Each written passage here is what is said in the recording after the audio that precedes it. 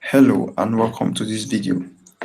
In this video, I'm going to be redesigning this UI. It was originally designed using LinearLayout. So the process is to nest a whole lot of UIs in order to achieve what you can see up here.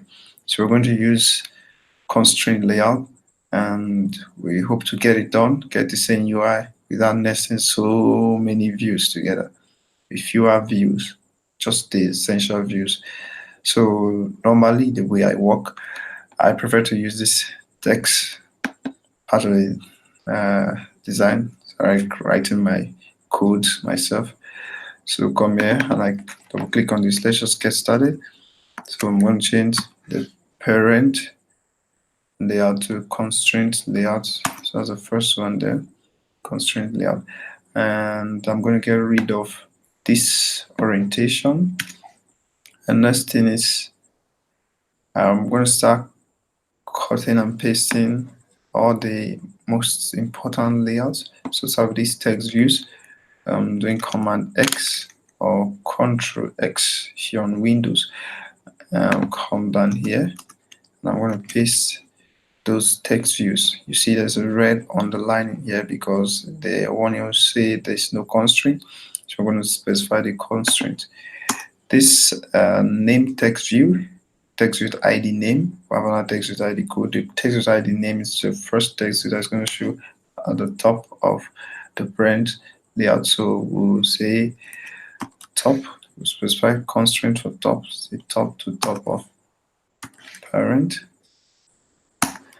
And it's also going to start from the left. So say start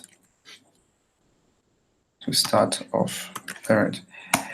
We want the next text view, and that gets rid of this red underline. We want the next text view to come just below the name text view as a code text view. So specify constraints, and we're going to say top to bottom of, and we'll say name, and start to start of name. We also want it to start from the same position as the name will start, and the name starting from the left of the parent. So this will also follow. So like that, we've specified the constraint. I can also see the red line going. So the next important layouts we're going to find there are our image views, our icons, and I'm just going to cut them.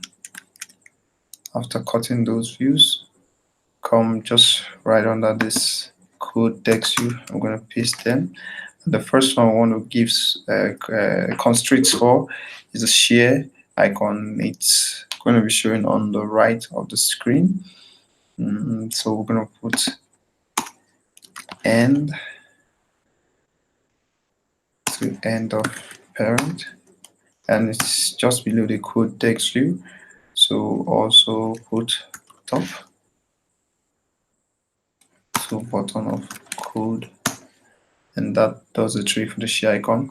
The next icon is a copy icon. It's just beside the share icon. So we're going to set the end to start of share, and we're still going to set the top to the top of share so that they are aligned on the same, they start from the same position at the top.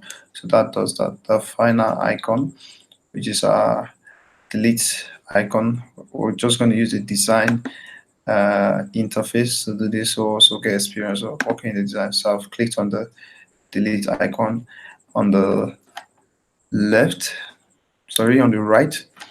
If I click here and I drag this arrow here, it places it right beside the copy icon. And also for the top, if I place it here and I drag it to the top of the share, so it's just like the same constraint we're setting using the code. We just use the interface to design that.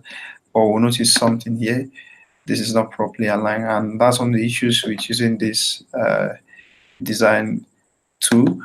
It adds some properties you might not really want. So like this extra margin, I'm going to set it to 0, and that helps us fix the alignment. So we have just one more important view is this view that draws a horizontal line below the icons. So I'm going to cut and paste just below here. The position doesn't really matter. I'm going to paste it just below there, and I'm going to set the constraint for top to bottom of shear, and start of parent.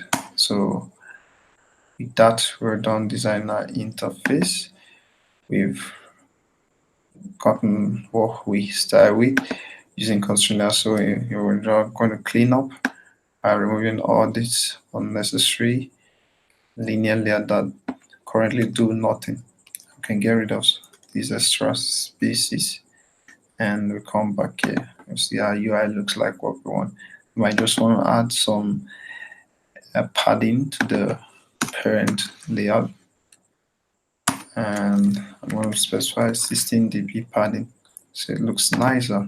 So there you have it. We've been able to redesign this user interface using ConstraintLayout. And if you look at the component tree, just like where we started, and this time around we have just a parent constraint layout, and every other layout is just a child of it, no nested. So we have fewer layouts too. And if you look at the code, we have fewer lines of code. We have approximately 64 lines of code, and this layout started with over 70 lines of code. So we've been able to use ConstraintLayout to design this, and it has so many advantages. So I recommend you look at the code. I'm going to find a way to share the code and put the link in the description. So that's all from me now, and I'm signing out. Peace.